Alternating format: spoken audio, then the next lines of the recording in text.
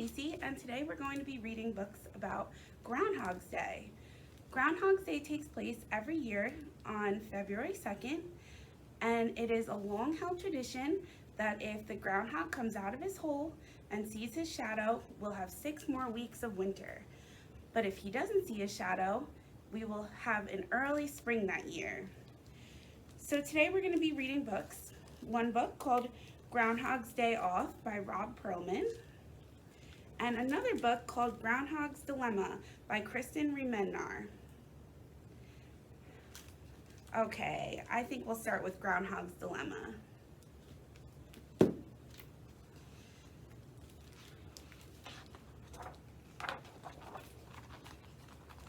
Groundhog's Dilemma.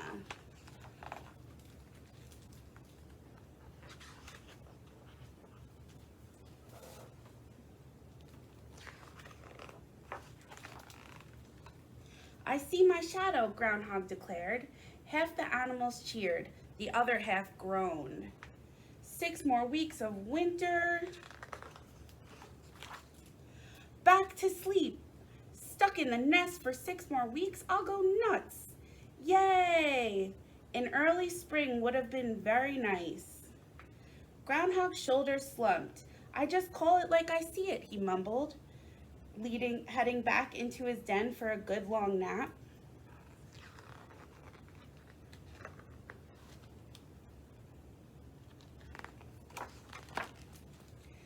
Spring finally arrived and everyone came out to look for food. We could have had fresh berries 6 weeks ago if someone hadn't seen his shadow. I liked wearing my white fur a bit longer this year. Thanks, Groundhoggy. I only reported what I saw. Still, I appreciate it. Have some berries. This exchange did not go unnoticed. The next morning, Squirrel stopped by for a visit. Groundhog, my pal, want to sit with me at the ball game today? I'll share my peanuts, he said. Really? Gee, thanks, Groundhog replied. Anything for a friend.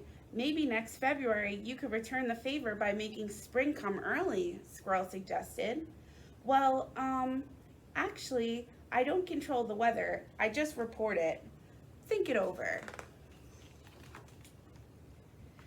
That afternoon, Bear clapped on a paw on Groundhog's shoulder.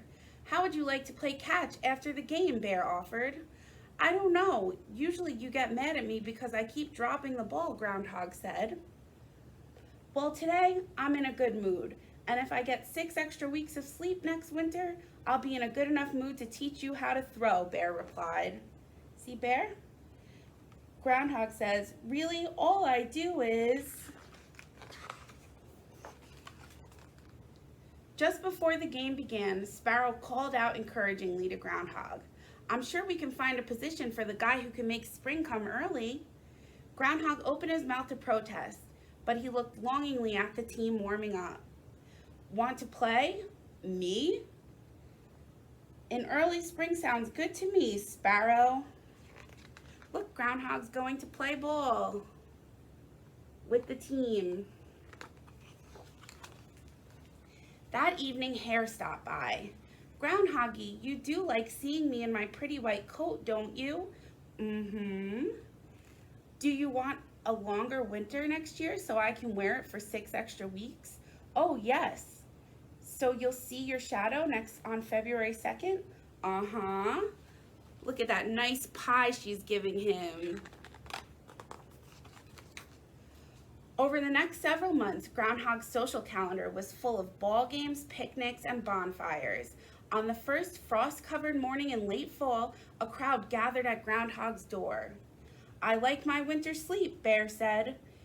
Don't forget, in early spring, said the Squirrel. In early spring means more time for baseball, said the Sparrow. You know I love my winter white, Groundhoggy, said the Hare. As he settled in for winter, Groundhog felt restless. One snowy night, he left his den looking for help.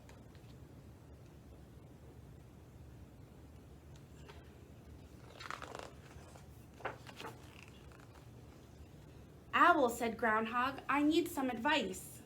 Squirrel and Sparrow want an early spring, but Hare and Bear want a longer winter. I've said yes to everyone because I want them to like me. I don't control the weather, I just predict it. Ah, to see or not to see your shadow, that is the question. You got yourself into this, groundhog, you'll have to get yourself out. But I'd appreciate if you can make spring come early. Winter is tough on my old bones.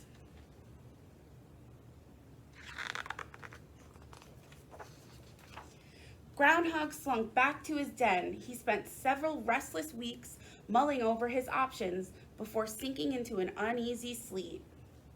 February 2nd dawn, chilly and bleak. Groundhog looked up at the partly cloudy sky. He looked around at the expectant faces. He looked down at the ground, unsure of what he saw. Do you see your shadow? Said Bear. Groundhoggy, said Hare. The sun broke free of the clouds and shone brightly. Groundhog knew that no matter what he said, spring would come when it wanted to. And either way, someone would be angry. All he could do was tell the truth.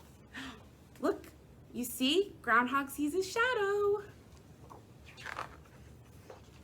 So Groundhog took a deep breath and puffed up his chest. I see my shadow, he announced. Half the animals cheered, the other half groaned. 6 more weeks of winter. Hey, I thought we were friends. Drat. Yes, yay. We are friends. You're all my friends, so Groundhog sighed. I promised you what you wanted so you would stay friends with me. Groundhog hung his head. I'm sorry, everyone. I shouldn't have pretended that I could control the weather. I just call it like I see it. It's not because of your job that we're your friends. Well, not only because of it. Groundhog looked up at them, grumpy and hungry from months of cold. I know it doesn't make it right what I did. Maybe you'd like to join me for some chocolate and snacks. 6 weeks will go by faster with a full stomach.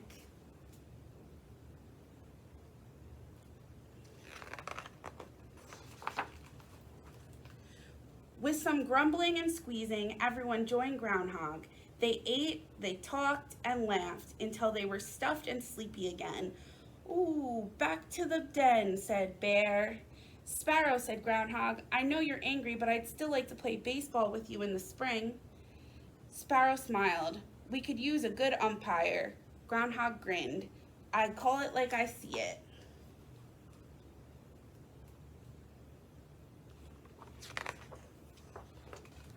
Six weeks later, play ball.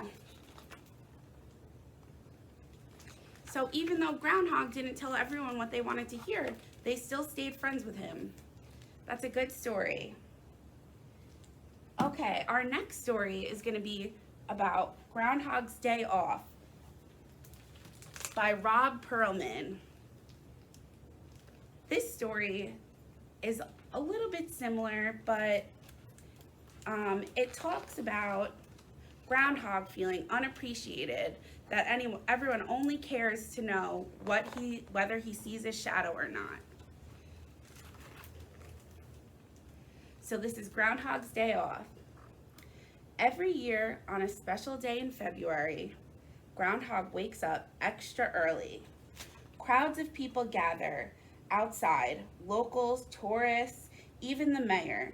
News reporters with large microphones and big shiny teeth are waiting. Every year they ask the same question to Groundhog. Are there going to be 6 more weeks of winter? Is spring around the corner? We want sun. Bring on spring.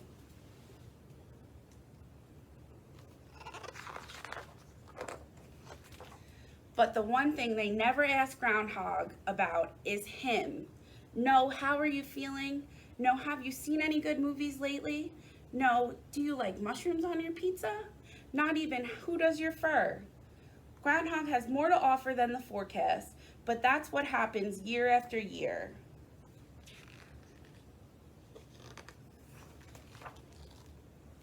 Well, not this year. Dear people, I am a groundhog with feelings and things to say, but all you care about is the weather. So this year I'm going on vacation. You'll have to find someone new. Sincerely, Groundhog. P.S. I'm taking my shadow with me. Groundhog packed his robe, slippers, magazines, and shadow and headed for the spa. The townspeople didn't know what to do. The mayor thought long and hard and finally announced, "We'll hold auditions for a new groundhog." Lots of animals wanted to try out for the role. Groundhog auditions.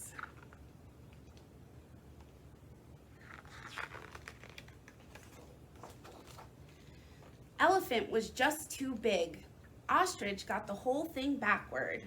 Monkey was asked to leave after an unfortunate banana cream pie incident. Bats, owls, moles, and possums' schedules didn't work out. Look at them sleeping because they sleep during the day and they wake up at night. Poor Puppy suffered from stage fright, and Sheldon, well, his shadow just wouldn't behave. "This is terrible," the mayor cried. "There's only one animal right for this job." Looks like they need Groundhog to come back. Groundhog had been relaxing when he heard a news report. Nobody has Groundhog's flair for the dramatic. Nobody can wake up early as he does. No one, the mayor said, pausing, is as special as Groundhog.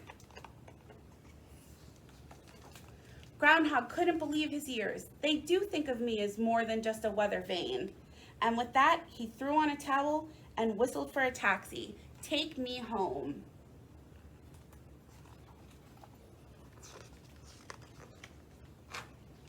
Groundhog tumbled under the stage and popped out of the hole. Ta-da! Surprising them all. The audience stood and cheered. The reporters asked Groundhog all the questions he had always hoped they would. Where did you go on vacation? Which team are you rooting for in the playoffs? Do you prefer chunky or smooth peanut butter? Is that your real fur?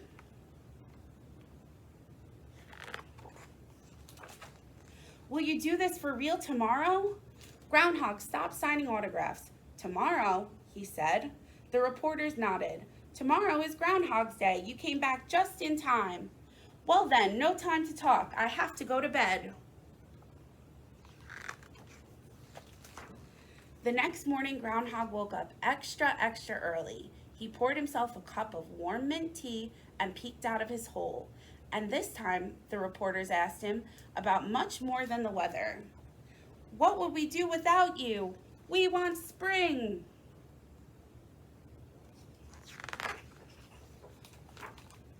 "Bagels or donuts? What would you do with $1 million? Seriously, is that your real fur?"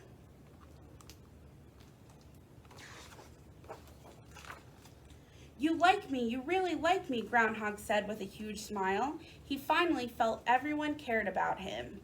He was very happy. That is, until he climbed back down into his hole, turned on the television, and saw that Bunny had hopped away. Auditions would be held in the spring. The end. So that was our second story about Groundhog's Day. I hope you guys enjoyed them very much, and whether the groundhog sees his shadow this year or not, I hope that you guys have a good time staying in and get to spend some time outside as well. Thanks, guys.